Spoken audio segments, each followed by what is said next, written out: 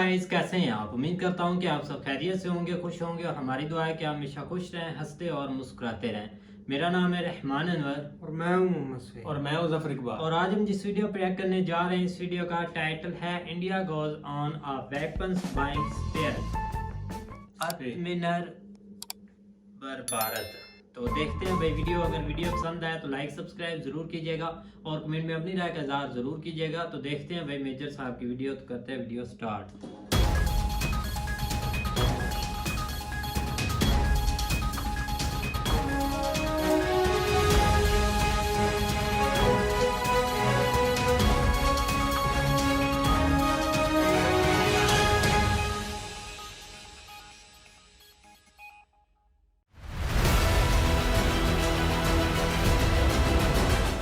पाकिस्तान जो है उसका जो टैलेंट है, उसका टैलेंट भीख मांगने में, और गजब के टैलेंटेड लोग हैं। स्टेटमेंट देखिएगा शहबाज शरीफ ने क्या बोला। हम ये नहीं कह रहे कि ठीक है आप पाकिस्तानी हैं लेकिन आपने भारत में पैसा कमाया तो आप भारत की तरफदारी करिए, बिल्कुल नहीं। पर आप इतने बड़े ग्लोबल, आपको लगता है बहुत बड़ी बात है, लेकिन जब लड़ाई शुरू होती है और एक्चुअल फायरिंग शुरू होती है तो बहुत जल्दी खत्म हो जाती है एमुनेशन। तो आप ये बात समझनी पड़ेगी। लोग कह रहे हैं साहब कि अभी क्यों करा मोदी जी ने और ये क्यों करा, ये आज से नहीं हो रखा है काम। जय हिंद दोस्तों, मैं हूं मेजर गौरव आर्य और आप देख रहे हैं द चाणक्य डायलॉग्स। और इसके पहले कि आप पूरा वीडियो देखें, मेरी आपसे गुजारिश है, मेरी आपसे रिक्वेस्ट है, विनती है कि इस वीडियो को लाइक करिए और हमारे चैनल को सब्सक्राइब करना बिल्कुल मत भूलिएगा। उस बेल आइकन को जरूर दबाइए। अच्छा दोस्तों, ऐसा है कि आज मैं वीडियो शूट नहीं करने वाला था। आज मुझे ऐसा नहीं लगा कोई टॉपिक है, मन तो बहुत था लेकिन कुछ समझ में नहीं आ रहा था। तो मैंने फिर ऊपर, प्रभु कुछ तो करिए। तो ऊपर से आवाज आई, कहते हैं बेटा पाकिस्तान है ना, दुनिया का सबसे बड़ा कंटेंट क्रिएटर पाकिस्तान, वो देगा तुम्हें कंटेंट। और सही, बिल्कुल ऊपर से जो आकाशवाणी थी बिल्कुल सही निकली और पाकिस्तान ने कंटेंट की बारिश कर दी। कुछ एक दो दिन पुरानी न्यूज़ है, कुछ ताज़ा न्यूज़ है। तो आज मैं आपके सामने कुछ मज़ेदार न्यूज़ लेकर आता हूं। पाकिस्तान के प्रधानमंत्री शहबाज शरीफ ने एक इंटरव्यू दे डाला फाइनेंशियल टाइम्स को। इंटरनेशनल मैगजीन है, पेपर है, फाइनेंशियल टाइम्स को एक इंटरव्यू दे डाला। भीख मांग रहे थे, लेकिन भीख मांगने का स्टाइल बड़ा प्यारा है पाकिस्तानियों का, बिल्कुल निराला स्टाइल है, अलग स्टाइल है। ऐसे स्टाइल से, क्योंकि एक्सपीरियंस इतना है ना, जब आपके पास एक्सपीरियंस हो जाता है तो फिर देखिए, जैसे गायकी में कहते हैं ना, जब जो बहुत एक्सपीरियंस गायक होता है फिर उसको ऊंचा गाना है नीचे गाना, उसको सब पता है, उसको पता है। तो पाकिस्तान जो है उसका जो टैलेंट है, उसका टैलेंट भीख मांगने में, और गजब के टैलेंटेड लोग हैं। स्टेटमेंट देखिएगा शहबाज शरीफ ने क्या बोला। और फिर आप सोचिएगा, एक प्याज जैसे होता ना, प्याज का फिर परत दर पर, लेयर्स अपॉन लेयर्स जैसे प्याज के होते हैं। आप समझिएगा उसने कितनी बड़ी बात बोली है। पैसे मांग रहा है क्योंकि पाकिस्तान पानी में डूब गया 1/3, उसके लिए पैसे मांग रहा है कि इतना नुकसान हो गया, मैं पैसे दो। स्टेटमेंट देखिए, ये मैं फाइनेंशियल टाइम्स की रिपोर्ट से पढ़ रहा हूं। There is a gap and a very serious gap which is widening by the day between our demands and what we have received, Sharif said at his home in Lahore's upscale Model Town neighbourhood. अच्छा, एक बहुत बड़ा gap है, यानी कि जो हमें चाहिए और जो हमें मिल रहा है उसके बीच में जमीन आसमान का, यानी कि पैसे हमने मांगे इतने, तुमने दिए बस इतने, तो उसमें बहुत बड़ा गैप है। अब इस बात से परेशान है कि हमें पैसे कम मिल रहे हैं। तो अगले सेंटेंस में यह आता है कि the prime minister also hinted that the failure of the international community to rally resources risked fueling political instability in the nuclear armed state. देखिए क्या कह रहा है वो।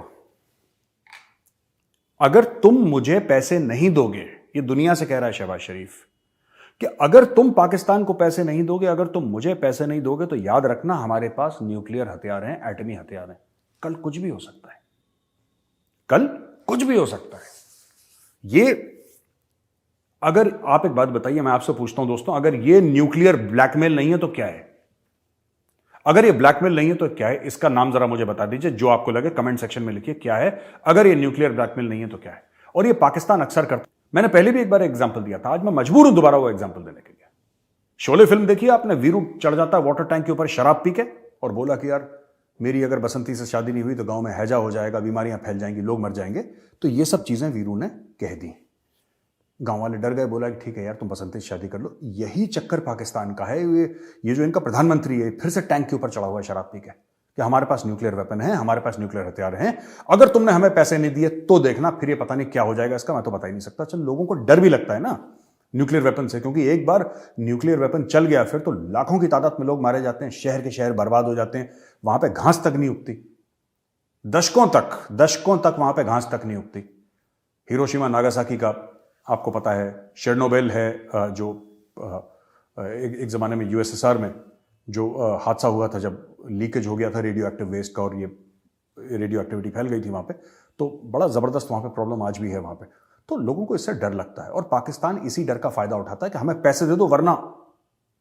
ये न्यूक्लियर ब्लैकमेल है और ये न्यूक्लियर ब्लैकमेल जो कर रहा है वो पाकिस्तान का प्रधानमंत्री कर रहा है। दोस्तों, अगर ये न्यूक्लियर ब्लैकमेल नहीं है तो क्या है, मैं ये जानना चाहता हूं।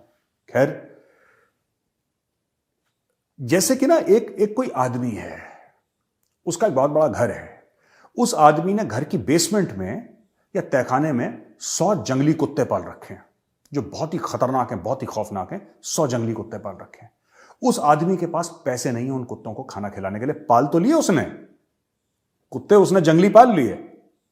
वो पालतू वाले कुत्ते नहीं है जो प्यारे वाले होते हैं, ये जंगली कुत्ते हैं, इंसान को खा जाएं, उसने पाल रखे हैं। अब वो आदमी हो गया फुकरा, उसके पास पैसे नहीं है उन कुत्तों को पानी भी पिलाऊं। तो अब ये जाके पूरे मोहल्ले वालों को या पूरा शहर है सबको बोलता है कि यार देखो मेरे पास 100 कुत्ते हैं, उनको खाना खिलाना तुम्हारी जिम्मेदारी है। पाला मैंने है लेकिन जिम्मेदारी तुम्हारी है, वरना देखो यार मैं तो कुछ नहीं कर सकता, मैं दरवाजे खोल दूंगा, बाहर आ जाएंगे, अब तुम्हारे काटेंगे, तुम्हारे बच्चों को काटेंगे, जिसको काटेंगे तुम्हारी मर्जी, तुम देख लो अपना काम। ये पाकिस्तान ब्लैकमेल करता है, इट्स अ ब्लैकमेलर स्टेट। और दुनिया को नोटिस लेना चाहिए। आपको याद है वो शेख रशीद जो कहता था पाव पाव किलो के बम मार देंगे, तो ये सब के सब ऐसे ही हैं। ये सबके सब की यही आदत है, यही प्रवृत्ति है, इनकी असुर प्रवृत्ति है पाकिस्तानियों की कि किसी तरीके से ब्लैकमेल करें किसी को, दुनिया भर को। ये दुनिया को ब्लैकमेल कर रहा है शहबाज शरीफ कि भाई अगर तुमने हमें पैसे नहीं दिए तो फिर देखना। चलो, एक तो ये खबर थी पाकिस्तान से। अब मैं आपको दूसरी खबर सुनाता हूं। भारत ने जब मना करा कि हम एशिया कप के लिए पाकिस्तान नहीं जाएंगे, तो पहले भी बाहर खेल चुके हैं 2018 में। उस समय मेजबानी जब भारत की थी तो पाकिस्तान ने बोला बाहर खेलना, भारत कह रहा है बाहर खेलना, तो इसमें क्या दिक्कत है? इसमें वकार यूनुस के कुछ स्टेटमेंट्स आए, इमरान खान अभी तक चुप है इसमें शोएब अख्तर का एक आध को स्टेटमेंट आया, लेकिन सबसे बड़ा जो स्टेटमेंट दिया वसीम अकरम ने दिया है। वसीम अकरम ये कहता, अब देखिए वसीम अकरम, मैं इसीलिए कहता हूं पाकिस्तानियों को ना मौका मत दीजिए भारत में पैसा कमाने का। ये जो भारत में आके फिल्मों में ये सब मत दीजिए, क्योंकि ये किसी के सगे नहीं है, काटेंगे पीछे से। वसीम अकरम इतने साल वसीम अकरम को भारत ने पाला, वसीम अकरम को एक स्टैंडर्ड ऑफ लिविंग दी, वसीम अकरम को सब कुछ। रमीज राजा भी यहीं का पाला हुआ है, इतने पैसे इन्होंने कमाए। लेकिन बात यह है कि जब इनका यह काम था कि न्यूट्रल रहते, हम ये नहीं कह रहे कि ठीक है आप पाकिस्तानी हैं लेकिन आपने भारत में पैसा कमाया तो आप भारत की तरफदारी करिए, बिल्कुल नहीं। पर आप इतने बड़े ग्लोबल सेलिब्रिटी हैं, वसीम अकरम को कौन नहीं जानता? हु डजंट नो वसीम अकरम? वसीम अकरम को ये बोलना था कि यार 2018 में ऐसा हुआ था, ये मैं अपना एनालिसिस दे रहा हूं, मैं एक विश्लेषण दे रहा हूं कि ऐसा हो सकता है। नहीं है तो जिहादी। वसीम अकरम का स्टेटमेंट है जब पाकिस्तानी बोर्ड ने बोला कि हम भी नहीं खेलेंगे, भिखारी को खाना तो भिखारी कहता नहीं मुझे वो खाना है, 56 भोग खाना, मैं ये नहीं खाऊंगा, इनकी भी चॉइस है। तो वसीम अकरम कहते हैं कि भाई जो जय शाह हैं उनको रमीज राजा को पर्सनली कांटेक्ट करना चाहिए था।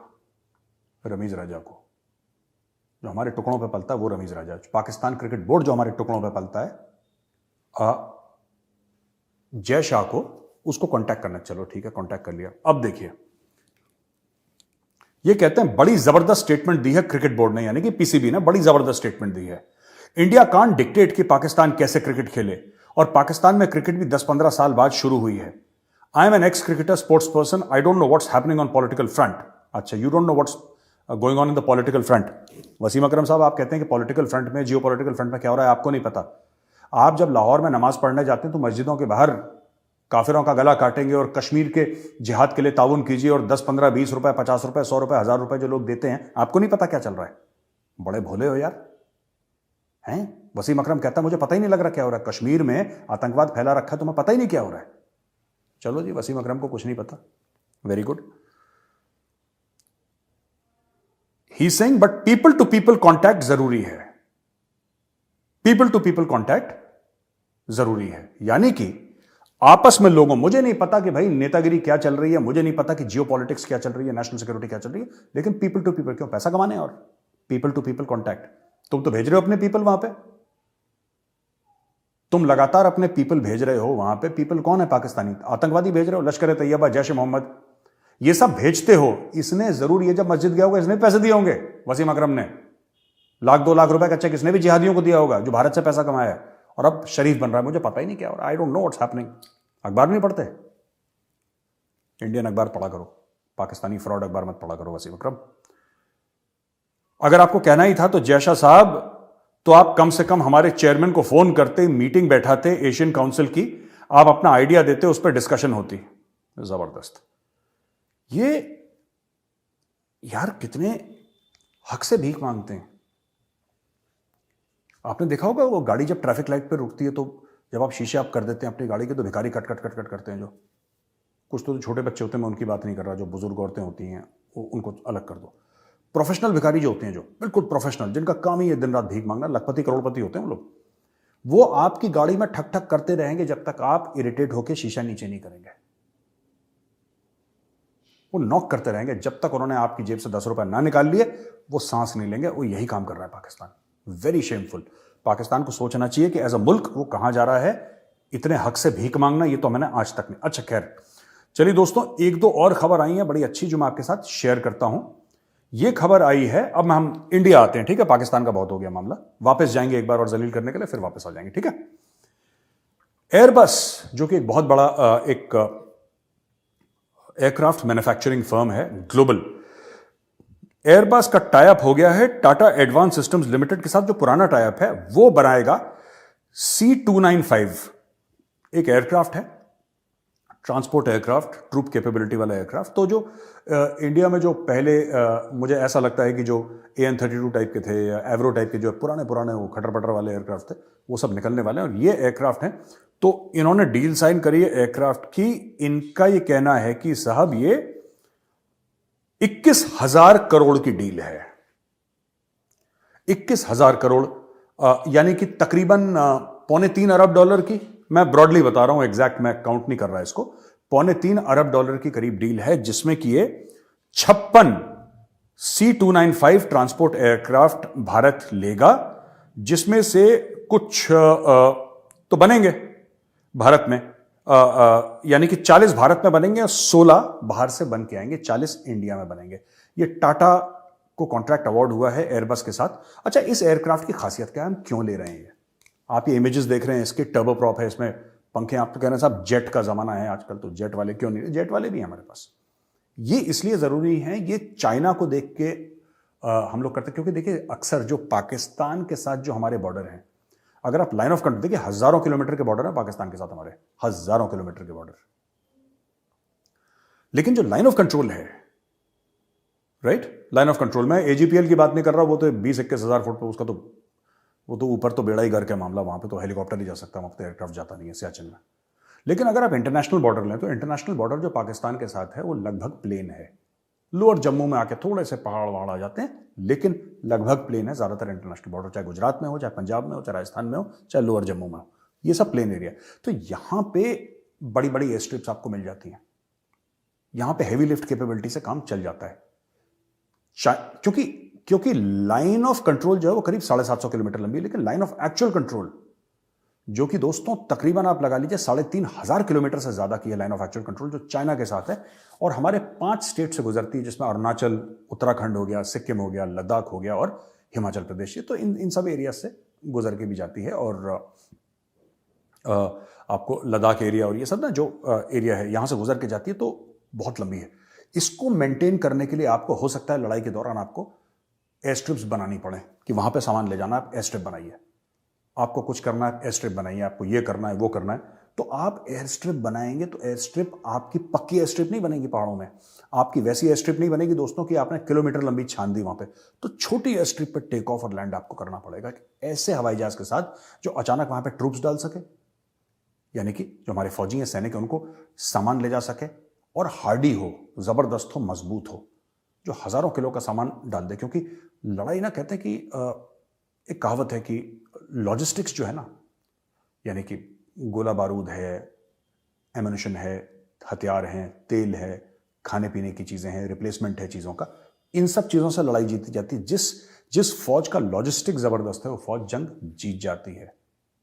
एक बहुत पुरानी कहावत है कि an army fights on its stomach, पेट पे लड़ती है फौज। एक बहुत पुरानी कहावत है, यानी कि खाना पीना आपको पहुंचना चाहिए, आपकी सब चीज़ पहुंचनी चाहिए, तब फौज लड़ती है। वो फौजी क्या है, चलो फौजी भूखा भी रह लेगा, लेकिन फौजी के पास अगर एम्यूनिशन ही नहीं है, बंदूक में उसको गोली नहीं, क्या लड़ेगा वो? तो ये बहुत ज़रूरी है, और बहुत जल्दी जल्दी चीज़ें लड़ाई के दौरान चीज़ें ख़त्म हो जाती हैं। आज की तारीख में अगर किसी के पास 400 राउंड है, 400 राउंड है, तो आपको लगता है कि बहुत बड़ी चीज़ है, 400 राउंड है उसके पास। एक फौजी की बात कर रहा हूँ, 300, 400, 500 जितने भी उसके पास राउंड है, वो आपको लगता है बहुत बड़ी बात है। लेकिन जब लड़ाई शुरू होती है और एक्चुअल फायरिंग शुरू होती है, तो बहुत जल्दी खत्म हो जाती है एमुनेशन। तो आपके पास, और वो एक फौजी की बात कर रहा हूं मैं, यहां पर तो लाखों लड़ेंगे, तो फिर आपको उस लेवल का ट्रांसपोर्ट चाहिए, उसका खाना बनेगा, उसके लिए आपको तेल चाहिए, उसकी राइफल खराब हो जाएगी, टूट जाएगी, उसकी रिप्लेसमेंट आपको चाहिए, वरना फौजी लड़ नहीं पाएगा।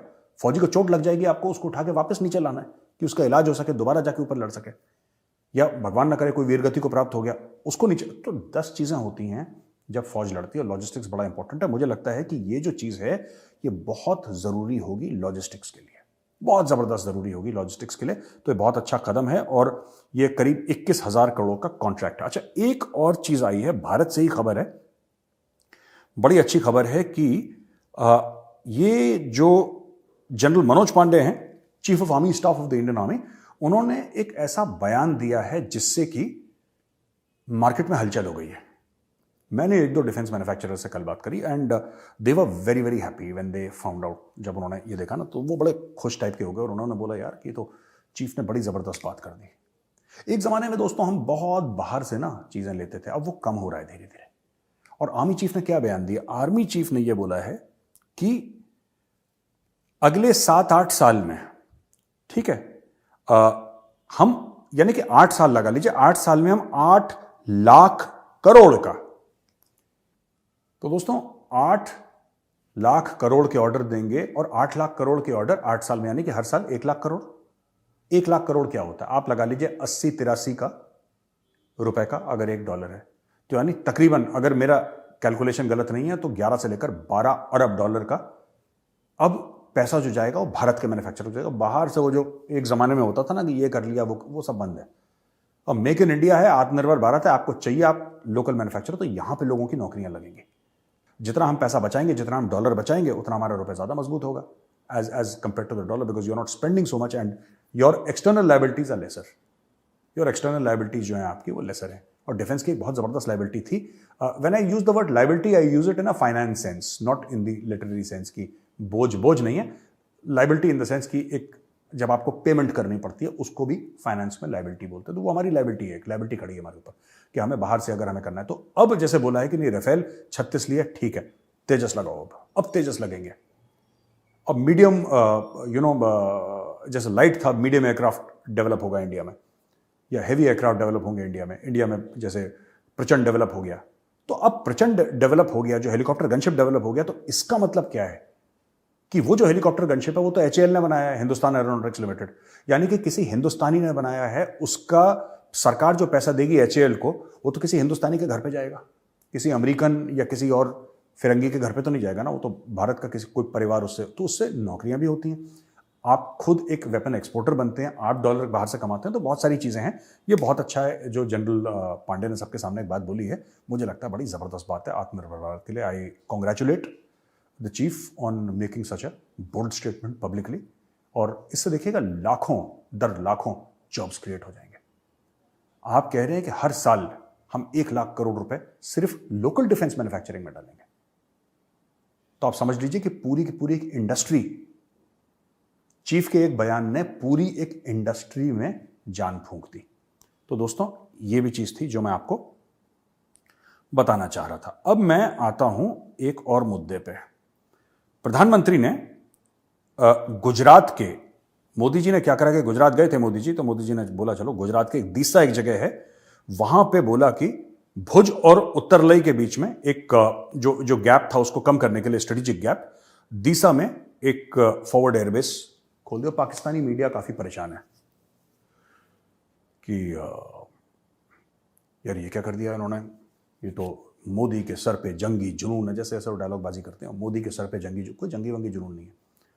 ये जो है ना ये एयरबेस, ये 1983-84 के समय, जहाँ तक मेरी रिसर्च कहती है, maybe I am wrong, हो सकता है मैं गलत बोल रहा हूँ, लेकिन जहाँ तक मेरी रिसर्च है वो ये रिसर्च ये कहती है कि 1983-84 में एक्चुअली ये एयरबेस बनाने की ज़मीन मिल गई थी एयरफोर्स को, जब इंदिरा गांधी प्राइम मिनिस्टर थी, तभी हो चुका था कि यहाँ पे एयरबेस बनेगा। लेकिन वो 83-84 से अभी तक आप लगा लीजिए करीब 35-36-38 कितने साल हो गए, वहाँ पे कुछ काम नहीं हुआ, कुछ वॉच टावर बनाए गए, बाउंड्री वॉल बनाई गई, तो वो ज़मीन ऑलरेडी थी वहाँ पे, और आज से नहीं, 83-84 से थी वो, 83-84 से। तो इसके ऊपर बोला कि वहाँ पे एयरबेस बनना चाहिए, बिकॉज ऐसा है कि बिल्कुल गुजरात, एक पुरानी स्पीच है ना मोदी जी की कि गुजरात भी जो जगह है वो भी बड़ी अजीब सी है, एक जगह रेगिस्तान है, एक जगह पाकिस्तान है, तो वही है गुजरात की कहानी, एक जगह रेगिस्तान, एक जगह पाकिस्तान। तो सामने बिल्कुल पाकिस्तान है और एक स्ट्रेटेजिक एयरबेस वहाँ पे बनेगा जिसमें फाइटर जेट्स, जहाँ तक मीडिया की रिपोर्ट्स हैं, फाइटर जेट्स वहाँ पे होंगे, तो वो पाकिस्तान के ऊपर एक ज़बरदस्त दबाव डालने वाली बात हो जाएगी, और हमें इसकी रिक्वायरमेंट भी थी। आज देखिए, आपको ये बात समझनी पड़ेगी, लोग कह रहे हैं साहब कि अभी क्यों करा मोदी जी ने और ये क्यों करा, ये आज से नहीं हो रखा है काम। सरकार ने अप्रूवल 1983 में दिया था, लेकिन 1983 से अभी तक लोग सो रहे थे। ये काम अगर 1983 में दिया था तो 1990 तक ये चीज बन जानी चाहिए थी, बनी नहीं, किसी ने ध्यान ही नहीं दिया इस पे। ये तो गए मोदी जी, उन्होंने बोला यार क्या है, ऐसा बोला साहब ये बनाओ यहाँ पे, एयरफोर्स से बात करी, एयरफोर्स आपको जरूरत है, एयरफोर्स ने बोला हाँ सब जरूरत है, इसलिए तो हमने ले रखा है, लेकिन 1983 से फाइल पेंडिंग है। एक बात हुई होगी, मैं ऐसा अज्यूम कर रहा हूँ कि ऐसी बात हुई होगी, तो बोला कि ठीक है निकालो, झाड़ फूको जरा, फाइल को लाओ, साइन करो, आगे। तो अब वो वहाँ पे एयरबेस बन रहा है, इसको जो फौजी बनाएगी, इसको फौज के इदारे इसको बनाएंगे और वो इनको दे देंगे। इसमें कहता है कि फेज 1 में main runway, parallel taxi track, loop taxi track and fighter squadron dispersal area ये बनाएंगे, और इसमें काफ़ी ध्यान रख रखा है कि अगर वहाँ पे कभी बाढ़ आती है, बरसात आती है, तो पानी आराम से निकल जाए, वहाँ पे पानी ठहरे ना।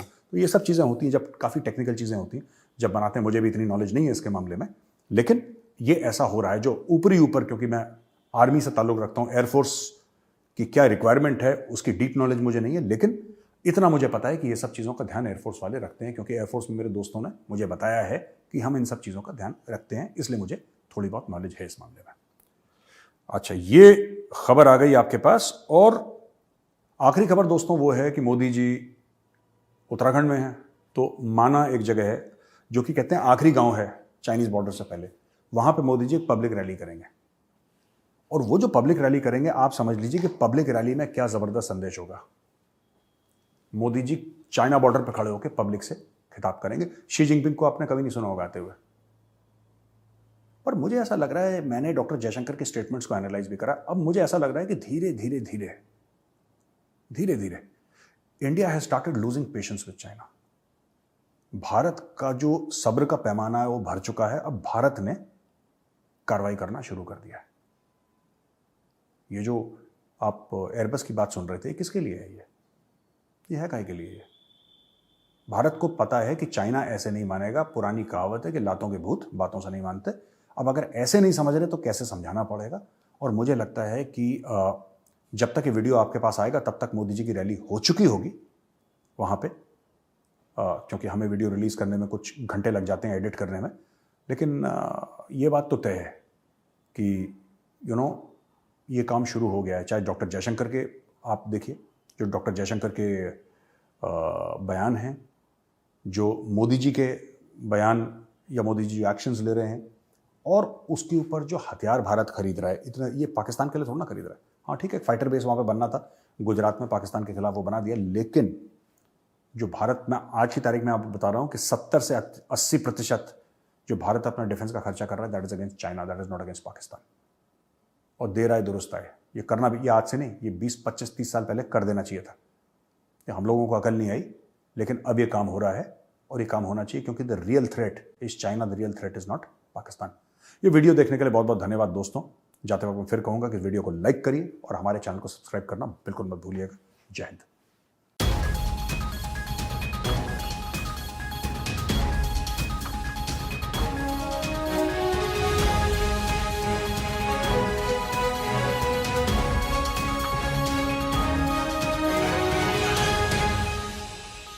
गाइस, तो जैसा कि आप देख रहे थे मेजर साहब की वीडियो, तो मेजर साहब ने बताया है कि भाई पहले वाले 2 टॉपिक है उन पर तो अब बात भाई क्या करनी, वो भाई करने आप करना चाहें तो, लेकिन ये है कि जो वो भाई अपने वेपन्स ले रहे हैं या अपने मेक इन इंडिया को आगे प्रमोट कर रहे हैं ना, इस चीज़ से मुझे भी बहुत खुशी हो रही है कि चलो वो बहुत ज़्यादा इंपोर्ट करते थे, बहुत ज़्यादा नहीं, अब तो बहुत कम हो चुका है, लेकिन पहले की बात है वो इस चीज़ को बहुत ज़्यादा करते थे, इसीलिए वो अपने आप पर अब डिपेंड हो रहे हैं, तो काफ़ी अच्छी बात है। और इस चीज़ को भाई सपोर्ट करते हैं कि जो भी वो स्टेप ले रहे हैं अपने आर्मी के लिए, अपने देश के लिए, जो उनका आर्मी चीफ अपनी मुल्क के लिए कर रहा है वो बहुत अच्छी उन्होंने अनाउंस किया है, वो भी मेजर साहब ने बताया। देखा जाए ना तो शहबाज शरीफ की जो स्टेटमेंट है ना, स्टेटमेंट काफ़ी एक मतलब के सैडली लगती है और एक मतलब के बुरे महसूस होता है कि आप एक धमकी दे रहे हैं कि हमारे पास एक न्यूक्लियर पावर है, लिहाजा आप हमें लोन दें, हमारे कुछ हालात ही ऐसे हैं हम ठीक कर। हालात वाकई कुछ मतलब के ख़राब से चल रहे हैं, लेकिन कुछ अपने आप पर मैं तो यही चाहता हूँ कि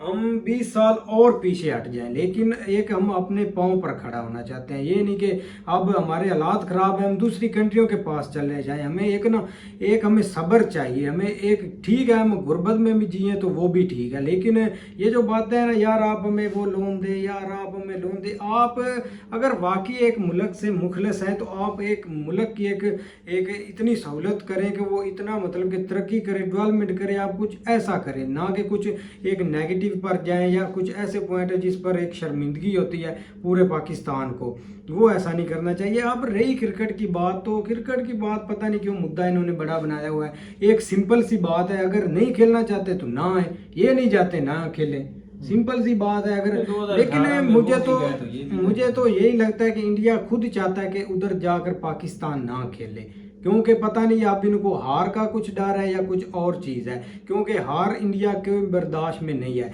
और मेजर साहब काफ़ी बातें करते हैं कि उधर आप उधर ग्राउंड में जाएं, 11 काफिर मिल जाएंगे, आप पर अटैक हो जाएगा। मैं आपको चैलेंज करता हूं, इंडिया इधर टीम भेजें, एक शर्त रख कर भेजे, आप जो चाहते हैं हम वो गिरवी रख कर भेजते हैं, एक बाल भी उनका को नोच करके दिखाए। ऐसा नहीं चलता, पता नहीं आप अपने लोगों को ऐसी बातें क्यों बता रहे हैं, क्योंकि अगर आपके ग्राउंड में पाकिस्तानी को लड़का शर्ट पा लेता है, पाकिस्तान की कोई नाम लिखा लेता है, तो उसको इतनी सजा मिल जाती है। तो इससे क्या महसूस करेंगे कि हमारी टीम उधर जाकर सेफ नहीं होगी या इंडिया की इधर आकर सेफ नहीं होगी। इससे ये एक बहुत बड़ा मसला है, क्योंकि उधर उन पर भी कुछ हो सकता है, क्योंकि हमारी टीम भी है, हमें भी उनसे प्यार है उतना ही है। और पता नहीं यार क्योंकि उसने हम एक सिस्टम चला रहे हैं, इंडिया को अब यही लगता है कि सारा सिस्टम ही हम चला रहे हैं, कि मैनेज ही हम कर रहे हैं। अब ठीक है, उसने एक रमीज़ राजा ने स्टेटमेंट दिया कि हम नहीं जाएंगे खेलने, आपके मतलब के कंट्रोल में है, आप इतनी एक ताकत रखते हैं, जुर्रत रखते हैं, आपके इतना हक में होता ना तो आप उसी टाइम ही बंद कर देते हैं, क्रिकेट बहुत बंद करो। ये एक रूल होते हैं, आप रूल बताएं उनको, एक रूल के मुताबिक चलना होता है, क्योंकि एशिया की एक कमेटी बनी है, उसमें इंडिया भी शामिल है, श्रीलंका भी, बांग्लादेश भी, पाकिस्तान भी। कुछ असूल के लिहाज से चले तो वो ठीक है, लेकिन आप एक पैसे के पावर में इतना अंधे हो चुके हैं कि आपको एक नज़र ही नहीं कुछ चीज़ आती, ना रूल आते हैं ना कुछ और आते हैं।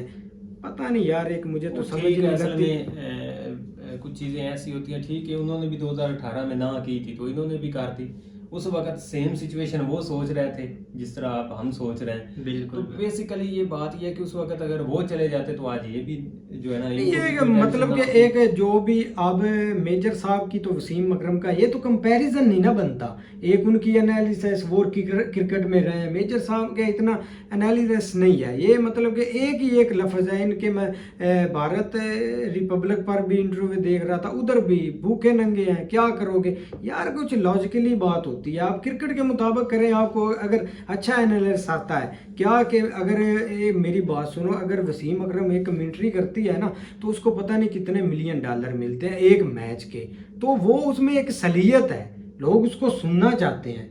तो वो हमने एक मतलब कि आप अपने काम के पैसे ले रहा है, चाहे वो इंडिया में करे, चाहे वो न्यूजीलैंड में करे, ऑस्ट्रेलिया में चाहे करे। अगर हमारा कोई सिंगर, वो तो खैर एक दुख होता है कि उधर वो आकर नहीं गा रहे, अगर सिंगर हमारा गाता है तो वो अपनी एक मतलब कि उसमें एक सलीयत है, उसमें एक टैलेंट है, टैलेंट के बना पर पैसे ले रहा है। अब बात करें तजारत की, तजारत का ही होता है। मेरी बात सुनो, अगर तजारत आप हमारे से करते हैं तो आपको फ़ायदा है। आप टमाटर की तजारत देख लो, गुजरात में, केरला में लोगों ने सड़कों पर एक मतलब के टमाटर मतलब कि उन्होंने एक भाव दिए थे और ऊपर से उन्होंने लताड़ दिए थे कि हम टमाटर गवर्नमेंट को बेचेंगे नहीं। क्या 1 रुपए किलो? 1 रुपए किलो कौन देता है? किसान बेचारा इतनी मेहनत करता है, आप 1 रुपए किलो 2 रुपए किलो टमाटर कौन बेचता है? तो वो फायदा किसानों को होगा कि नहीं अगर पाकिस्तान को बेचे? हम 300 किलो ही ले लेंगे, चलो हमारी पैसा एक छोटा है, उधर क्या 150 ही बन जाएगा इंडिया का, तो क्या उनको फायदा नहीं होगा? तो ये एक बातें हैं, लेकिन पता नहीं हर चीज़ में नेगेटिव भी नहीं होनी चाहिए, कुछ पॉइंट होते हैं, लेकिन मैं नहीं चाहता कि ये एक क्रिकेट पर नेगेटिव हो, क्योंकि ये एक अच्छी गेम है जो कि रल मिलकर खेलनी चाहिए। मैं अभी भी शक में हूँ कि ये उधर ना मतलब जाए, इंडिया भी ना है, ये भी ना जाए, एक दुबई में मैच करा लें, दुबई एशिया कप के इधर करवा एक लें, दूसरे को भाई जहाँ पर हो सकता और ना है दोनों ही ना हीरो बने कि भाई हम भी हीरो हैं आप भी हीरो हैं। बिल्कुल भाई, नहीं, ये असल में- क्रिकेट है, फैन को एंटरटेनमेंट करें भाई, क्योंकि आप- क्रिकेट के लिए तो सब बिल्कुल कुछ आप भाई है, जो मर्जी क्रेज। इस चीज़ के ऊपर बात करें ना, वो तो देखो ना, वो सिनेरियो के हिसाब से चल रहा है। अगर 2018 में पाकिस्तान नहीं गया तो अब इन्होंने भी ऐसी बात कर दी। 2018 चलो दूर की बात है, अभी ये चेस का जो वहाँ पे टूर्नामेंट हो रहा था तो पाकिस्तान उधर भी नहीं गया, याद है कि नहीं चेस का? उधर भी इन्होंने ना कर दी थी। तो ये बात सेम सिचुएशन होती है, जब अगला ना करता है ना उस वक्त हमें फील होती है, जब हमारे करते हैं उस वक्त हम थोड़ा सा उसको गर्व में लेते हैं कि भाई हम नहीं गए। ये चीज़ें नहीं होनी चाहिए, गेम स्पिरिट जो है ना वो बराबर होकर चलना चाहिए। ठीक है, पॉलिटिकल चीज़ें जो अलहदा साइड पर रह जाती हैं, लेकिन गेम में जो है ना वो बराबर ही चलना चाहिए। उनकी आपकी कबड्डी टीम नहीं आई थी इधर पाकिस्तान खेलने, याद आई थी भी, बिल्कुल आएगी, तो देख रहा मैच ये भी उधर गए हैं कबड्डी खेलने। बिल्कुल तो ये चीजें होती हैं, आप जाएंगे वो भी आएंगे, ये चीजें चलती रहती हैं। मेरी बात बिल्कुल, सुनो ना, बिल्कुल। जब मतलब कि खेल एक ऐसा गेम है कि एक यार मुझे नाम नहीं, वाजपेयी नाम था उसका, वाजपेयी जी, वाजपेयी, अटल अटल बिहारी बिहारी, वो भी वाजपेयी। मतलब कि वो एक मतलब एक सिख भाई का नाम मुझे नहीं याद, एथलीट था, दौड़ लगाता था, तो वो उनको एक मतलब कि एक जिद के बना पर लेकर के हमने जाना है, क्योंकि खेलों से एक पीस मैसेज जाता है। वो- तो अटल वाजपेयी ने, मैंने उसकी यार काफी वो बिल्कुल वो दूसरा रेस दौड़ लगाता हाँ है, दौड़ लगाता मेगा था, मेगा सिंह, मिल्खा सिंह, हाँ वो इधर आया था। मिल्खा सिंह बोलता था कि मैं उधर नहीं पाकिस्तान जाऊंगा क्योंकि वो ऐसा करते हैं, सेम पॉइंट, लेकिन उसने कहा कि नहीं भाई हमने पीस फैलाना है। तो खेल एक ऐसा है कि इससे एक पीस ही फैलेगा, तो पीस- खेल को मतलब कि नफरत में नहीं देखना चाहिए, क्योंकि हम बहुत खुश थे कि हमारी टीमें, आप पहले तो एक बात भी नहीं करते थे, आप वो काफी एक हाल चाल भी एक दूसरे का पूछ लेते हैं, वो भी बहुत खुशी थी। लेकिन जो अगर उनकी बात करें तो उन्होंने ठीक है पीस फैलाया था, उसके बाद जो रिजल्ट निकले थे वो भी आपको याद होने चाहिए। ठीक है, पता तो शायद आपको होगा कि उन्होंने तो अच्छा पीस फैलाया था, लेकिन जब वो यहाँ से गए थे तो उसके बाद क्या हुआ था वो भी चीजें सारी ज़हन में रहे। चलो बिल्कुल, वो एक खैर और भाई, चीज़ है, एक याद है, अच्छी हमें भी चीज़ पता है है भाई। लेकिन बहरहाल एक अच्छा सिस्टम है जो उन्होंने बात की है कि हमारा जो 10-12 अरब डॉलर की हमारी खुद की प्रोडक्शन होगी डिफेंस के ऊपर, वो हम जो है ना वो दूसरे लोगों को बेचेंगे। मेड इन इंडिया जो है ना इसके ऊपर इम्प्रूवमेंट हो रही है, तो हमें खुद इस चीज़ के ऊपर खुशी है कि अपने आप जो है ना वो अपने फर्स्ट ऑफ ऑल अपनी चीज़ें बनानी चाहिए, बजाय इसके कि दूसरा करोड़ों या लाखों डॉलर जो है ना वो बाहर के लोगों को हम दें। तो उससे बेहतर है कि अपने घर की चीज़ें होनी चाहिए। मेजर साहब के कुछ पॉइंट जो है ना वो असल में हम थोड़ा सा जल्दबाजी में कुछ चीज़ें सोच जाते हैं, जिस तरह आप उन्होंने इमरान खान वाली बात की थी कि वो जल्द इस सिस्टम से निकल जाएगा, वो कभी भी प्राइम मिनिस्टर नहीं बनेगा। तो वो सच सच साबित होगी, हुई। आज तो साबित ये तो चीज़ें होती मानते हैं, हैं वो भाई। कुछ क्योंकि बाहर बंदा जो बैठा होता है ना वो बहुत सारी चीज़ें जो है ना वो क्लियर तरीके से देख रहा होता है। बाकी बिल्कुल बहुत भाई, अच्छी तो वीडियो है। वीडियो अच्छी थी भाई, तो उम्मीद करते हैं गाइस आपको वीडियो पसंद आएगी। अगर पसंद आए तो लाइक सब्सक्राइब जरूर कीजिएगा, कमेंट में अपनी राय का इज़हार जरूर कीजिएगा। अल्लाह हाफिज।